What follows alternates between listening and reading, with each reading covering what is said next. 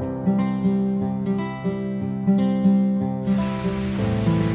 trop trop beau.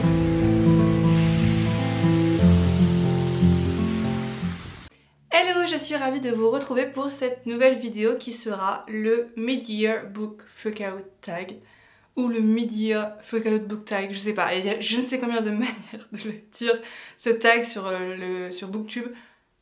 Écoutez, j'ai vu la manière qui était la plus courante. Je suis contente parce que ça me permet de faire un bilan sur la première moitié de l'année, donc au moins voir ce que j'ai gardé en tête, les autres que j'ai sortis que j'ai complètement zappé parce que ça peut arriver beaucoup. Du coup on va commencer dès maintenant parce qu'il y a quand même... Bon, il y a quand même 14 catégories donc on va avoir de quoi faire. Mais c'est parti. Alors je suis désolée, c'est vrai qu'elle est un peu en retard par rapport à toutes les vidéos que vous aurez déjà vues. Mais c'est vrai que j'avais du mal à placer toutes les vidéos, que j'avais en retard de base sur mon planning. Du coup bon, vous l'aurez en tout début août. Bon, c'est déjà ça. C'est juste que j'ai arrêté de compter les livres que j'ai lus à partir de, je pense, de 5-10 juillet, quelque chose comme ça, pour pas tricher et pour les garder pour la seconde partie de l'année 2024. Donc c'est parti, on commence avec le meilleur livre que j'ai lu en 2024 jusqu'à maintenant. Alors c'est pas compliqué, je suis juste allée voir sur Goodreads les livres à qui j'avais mis 5 étoiles. Et bien mesdames et messieurs, il n'y en avait qu'un, donc ce n'était pas très compliqué. C'est triste, mais quand je vous dis que je n'arrive pas à avoir de coup de cœur, L'élu est donc Ruine, donc le tome 3 du livre des terres bannies de John Green. J'ai adoré ce livre, vraiment il est incroyable. De toute façon cette saga est incroyable, les personnages sont incroyables. Il nous a fait souffrir là, Johnny là, il nous a fait souffrir dans ce tome 3 avec le rallye. On l'a lu comme d'habitude, comme tous les autres en LC. Et ouais, c'était compliqué. Je crois avoir pleuré mais je suis pas sûre. Je vous spoil un peu. Mais du coup, oui, c'était encore toute une épopée. À chaque fois, en plus ces livres, comme d'habitude, font entre 700 et 800 pages, mais on ne les voit pas passer. Lisez-les en e-book, vous allez les bouffer, un truc de malade. Moi je voyais, tu sais, la différence quand je lisais en e-book et quand je lisais sur le livre. Sur le livre, vous n'avez pas l'impression d'avancer parce que en plus, la mise en page est très longue. Et c'est un peu écrit petit. Mais alors en e-book, par contre, aucun souci pour les gros livres. C'est un conseil que je peux vous donner si vous n'avez pas l'impression d'avancer dans vos pavés. Mais ouais, c'était absolument génial. Et j'ai trop hâte d'avoir le tome 4 au mois de novembre, là le 21 novembre. C'est une date qui est annoncée sur Booknote. Donc ensuite, est-ce que la maison d'édition va l'annoncer à cette date? Je ne sais pas encore, on n'a pas eu de date officielle. Mais j'ai peur en même temps parce que c'est le dernier tome. C'est le dernier tome. Et l'auteur, il a aucun scrupule. Il peut tuer tous tes personnages et franchement, enfin, je l'ai vu hein, dans le tome 3 dans Ruine, donc vraiment je pense que ça va être compliqué. J'ai juste peur de savoir ce qui va se passer, mais en même temps j'ai tellement hâte de le finir, enfin vraiment c'est une saga de mon cœur. Ensuite, la deuxième catégorie, c'est la meilleure suite de saga. Alors pour la meilleure suite de saga, j'ai mis le tome 2 de Skyward de Brandon Sanderson. Je précise bien le 2. Le 2. Parce que j'ai beaucoup aimé. Je sais que c'était un tome qui avait divisé un peu par rapport à l'évolution de l'histoire. Tout le monde n'aimait pas forcément la manière dont ça a évolué. Moi j'ai beaucoup aimé. En fait j'adore la protagoniste, donc de toute façon c'est pas compliqué. Je suis fan de son évolution du tome 1 là au tome 3, même si dans le tome 3 j'ai eu un peu plus de mal avec elle. Mais ouais non, c'était vraiment une trop chaude découverte. C'était pas le coup de cœur du premier tome parce que je pense que la découverte de l'univers, de SF, etc. du tome 1, ça peut pas être égalé je pense. Mais c'était vraiment un très bon tome et on découvre d'autres personnages, on découvre d'autres choses pour pas vous en dire trop et vous spoiler le tome 1. Mais c'était vraiment très chouette. Ensuite, la catégorie 3, c'est la nouvelle sortie que je veux absolument lire, donc qui est sortie cette année en 2024 et que je veux lire, pourquoi pas en 2024. J'espère parce qu'il est derrière moi. C'est Magie d'encre de Emma Thors. Donc c'est Blood Sister Crimes en anglais. De toute façon je vous mettrai les couvertures par ici. C'est un livre qui me donne énormément envie. C'est de la fantasy adulte. J'ai vu de très bons retours, d'excellents retours, qui met en avant beaucoup l'univers du livre, de la littérature, etc. Donc bon, en tant que lecteur c'est toujours appréciable. Et oui, j'ai vu des coups de cœur passer. Alors ça peut être, c'est une brique, hein, je dis pas, mais de toute façon moi j'aime bien. Et c'est un one shot. Il me semble que c'est un one shot. Je crois. Dites-moi si je dis des bêtises en commentaire, mais il me semble que c'est un one shot. Donc voilà pour ça. Ensuite, ma plus grosse déception, et pas des moindres, je n'aurais jamais pensé mettre un Sanderson dans cette catégorie. Mais c'était compliqué. Heureusement, je l'ai lu dans une vibe un peu particulière parce que je l'ai lu avec l'Aurélie, genre elle était avec moi, on était à New York et tout, donc on va dire que ça reste un bon souvenir. D'ailleurs c'était plus dans le bus pour aller à New York et au retour, mais voilà. C'est le tome 3 de Skyward. Grosse, énorme déception. J'ai quand même mis 3 sur 5 parce que ça reste un Sanderson et voilà, mais ouais non c'était compliqué, vraiment compliqué. Heureusement qu'on était dans une situation, on était dans un bus où on en avait pour 9 heures de route. Du coup bah il fallait qu'on s'occupe et le seul truc qu'on avait en main c'était notre liseuse et on savait qu'en fait si on le lisait pas maintenant bah on n'allait pas le lire plus tard. Donc on s'est juste forcé et heureusement, vous voyez, mais c'était long et lent. Mais vraiment, encore, vous voyez, moi ça me dérange pas en SFFF d'avoir des parties lentes. Parce que bah, ça aide à faire la progression du récit, à ancrer bien toute l'histoire, à en apprendre plus sur les personnages. Mais long, non, je n'aime pas. C'est pas pareil, je trouve. Et là, vraiment, c'était vraiment trop long. Finalement, il se passait pas grand chose. Enfin, franchement, quand j'ai fermé le bouquin, je me suis dit, ok, tout ça pour ça. Et en plus, j'aimais pas l'évolution. Je dis la protagoniste parce que c'est dingue, je me souviens plus de son prénom. J'ai un gros trou d'un coup. Non, je ne m'en souviens pas. Pourtant, je l'adore de base, mais j'ai pas aimé son évolution, j'ai pas aimé sa manière de penser dans ce tome 3. J'ai pas aimé ce qu'elle voulait faire. Ouais, c'était compliqué. En fait, c'est ce qu'on s'était dit avec l'Aurélie. Il aurait mieux fallu ne pas faire ce tome 3 et les nouvelles qui sont sorties, de le faire en un tome. Et voilà. Au moins, ça aurait été beaucoup mieux. Et ce tome n'existe pas, là, vraiment, ce tome ne sert à rien. Mais vraiment, il sert à rien. Même les... On a soi-disant des révélations dans ce tome. Nul. Et je pense que vous connaissez mon amour hein, pour cet auteur, mais là, il a merdé, quoi.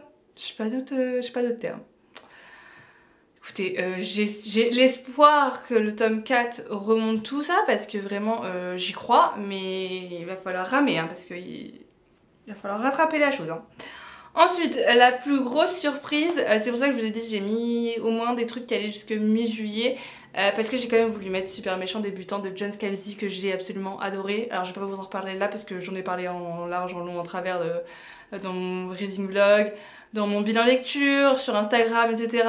Bref, c'est très drôle. Je ne peux que vous conseiller de découvrir ce roman qui est super, vraiment super. Ensuite, ma nouvelle auteuriste préférée. Alors j'ai pas fait comme tout le monde je pense parce qu'il y en a dans cette catégorie qui ont mis que des auteurs qu'ils ont découvert cette année. Moi c'est plutôt un auteur que j'ai déjà découvert mais qui grâce à cette année est rentré dans mes auteurs préférés. Et c'est Robert Jackson Bennett grâce à ma découverte de La Cité des Marches, voilà. C'est compliqué quand je commence à perdre la mémoire comme ça, c'est que toute la vidéo ce sera ça. Grâce au tome 1 de La Cité des Marches, bah, vous savez, hein, j'avais adoré Robert Jackson Bennett dans Les Maîtres en Luminaire, ça avait été vraiment une trop bonne découverte. Et là, ce tome 1 l'a encore une fois confirmé. Donc j'ai juste une hâte là, c'est d'avoir la suite de la saga. Et je pense que je me découvrirai un jour, je pense que c'est pas dans le même genre que ce à quoi j'ai l'habitude avec lui, mais American I Swear, parce que bah, au moins j'aurais lu presque, il me semble, tous les livres qui sont traduits de cet auteur en France, du moins. Du coup, oui, c'est une très très bonne découverte. Alors mon crush littéraire, j'ai pas l'habitude d'avoir des crushs littéraires, mais si vraiment je devais en choisir un, j'ai mis Nathan de The Cheat Sheet parce que bah, petit chou, vraiment petit chou, genre, tellement gentil, tellement solaire, tellement drôle, tellement bon, tellement aimant, enfin vraiment ce personnage est si mignon, t'as envie de le protéger à tout prix. Et bon bah, si ça pouvait être ton copain, je dis pas non quoi.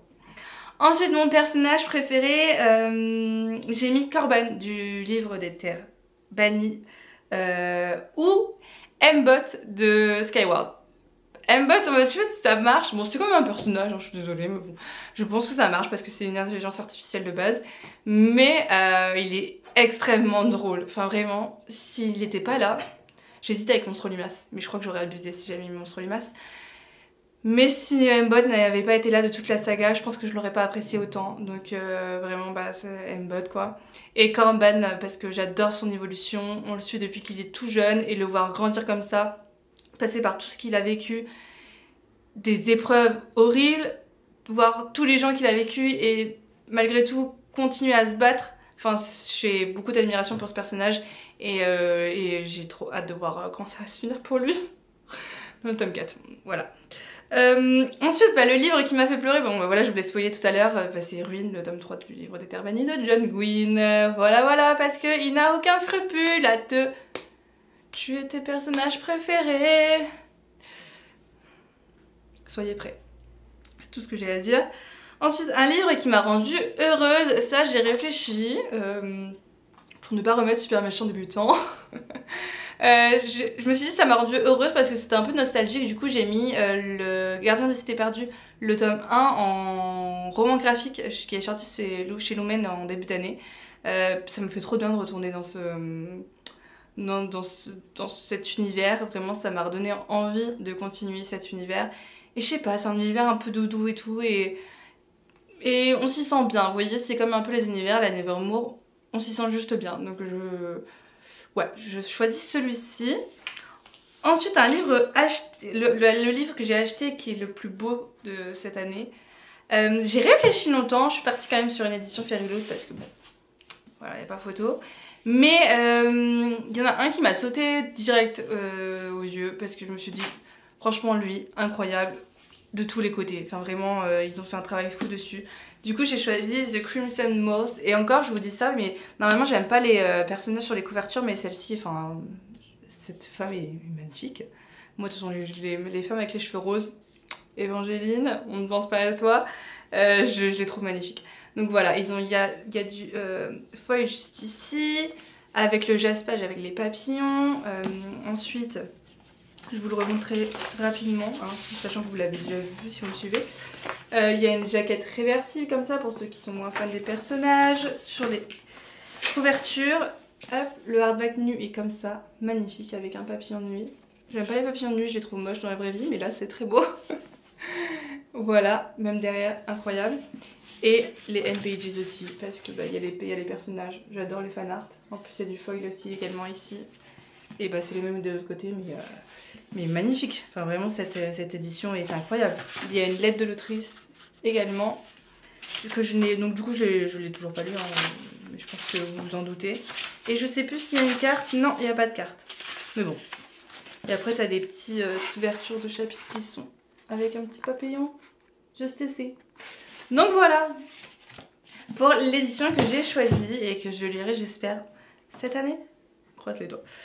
Ensuite, avant-dernière question, c'est la meilleure adaptation du livre au film. Alors du coup j'ai mis du livre à la série en sachant que je triche un peu parce que bah, en fait j'ai réfléchi, j'ai pas lu de livres qui ont été adaptés en série ou en film, je crois pas.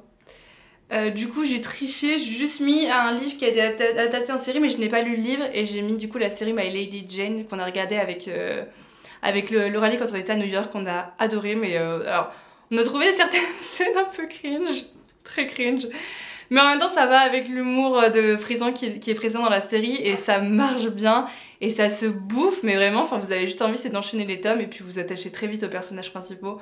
Donc c'était une très très chouette découverte, je vous la conseille si vous êtes fan des univers fantastiques, fantasy. Et d'ailleurs si vous êtes fan de Lady Helen, je crois que ça se rapproche un peu de cet univers. Moi je ne l'avais jamais lu mais je sais que c'est un peu un univers médiéval avec tout ce qui est royauté etc. Et en même temps une grosse part de fantastique avec des créatures. Donc bref, on a passé un super bon moment. Et enfin la dernière question, c'est le livre que je veux lire avant la fin 2024. Alors j'avais mis un livre, mais je vais en mettre deux. Parce que mesdames et messieurs, 2024 signe mon début dans les archives de Rochard. Normalement si tout va bien je commence en septembre avec Lauralie et du coup je ne pouvais pas ne pas vous mettre dans cette catégorie. C'est le livre qui me donne le plus envie depuis que je suis sur Bookstar. Non, peut-être pas. Depuis 4 ans. Ouais, depuis 4 ans je pense. Bon, en gros ça va faire 5 ans que je suis sur Bookstar, donc on va dire depuis 4 ans. C'est vraiment le livre que je rêve de découvrir. C'est le livre qui m'a donné envie de commencer à découvrir Brandon Sanderson. C'est une des séries qui est le plus aimée sur la bookosphère. Enfin, je n'ai vu que des coups de cœur sur cette saga.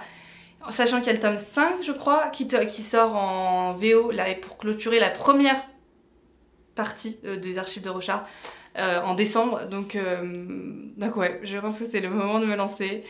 J'ai énormément d'attentes. Si vous saviez, je veux pas être déçue. Je veux vraiment pas être déçue.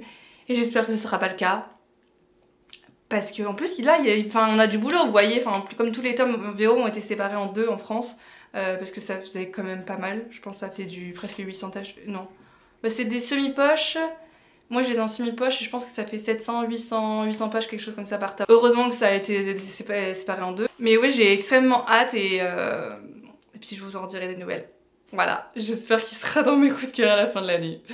On croise les doigts, croisez tous les doigts avec moi s'il vous plaît. Et le deuxième livre que j'ai lu, alors que j'avais mis de base, c'est La Cité de Jade de Fondali, parce que là encore une fois j'ai revu des coups de cœur passer là sur les réseaux sociaux, sur les comptes anglophones de bookstagrammeurs, booktalkers, booktubers que je suis. Cette saga a l'air incroyable, mais vraiment incroyable. Il y a le tome 2 qui est déjà sorti, il y a le tome 3 je crois qui a été annoncé. Il me semble, j'y ai rêvé pour le second semestre. Donc bon, ça n'attend plus que moi. Voilà, j'ai vraiment très hâte de le commencer. Et j'espère également que ce sera un coup de cœur parce que là j'essaye de choisir mieux mes lectures pour faire en sorte d'avoir plus facilement des coups de cœur et j'espère que ça marchera pour ce second semestre. Donc voilà pour cette vidéo, récap un peu du premier semestre 2024. J'espère que ça vous aura plu. N'hésitez pas à me donner vos réponses si vous voulez en commentaire, je serais ravie de les lire, à me dire si on a des réponses en commun, pourquoi pas, écoutez, on est tellement de lecteurs que c'est possible. Et puis à me dire quel est le livre que vous avez le plus, surtout si vous pouvez répondre à une question, c'est le livre que vous avez le plus hâte de lire avant la fin d'année 2024. Je sais pas, cette question elle m'intéresse grandement. Et puis moi je vous fais de gros bisous et je vous dis à bientôt pour une nouvelle vidéo. Bye bye.